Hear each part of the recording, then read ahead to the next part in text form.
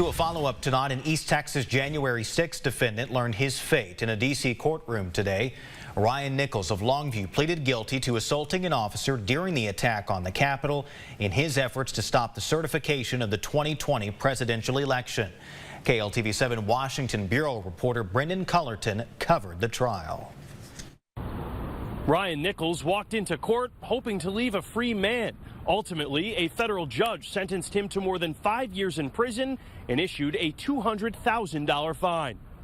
So if you want to know where Ryan Nichols stands for violence. That was one of several videos attorneys for the government played in court before Judge Royce Lamberth ruled on a sentence. The government was seeking a sentence of 83 months in prison and secured a sentence of 63 months.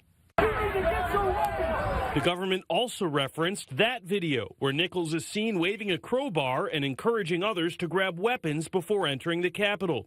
Big shout out to Ellen DeGeneres that got us our vote last year. Nichols' defense pointed out he had spent years working to save lives following hurricanes, gaining assistance from Ellen DeGeneres for the program. They also pointed out Nichols is a Marine Corps veteran with PTSD who was not on appropriate medication during January 6th. They asked the judge to let Nichols go, considering he has already spent a good portion of the last 3 years in confinement.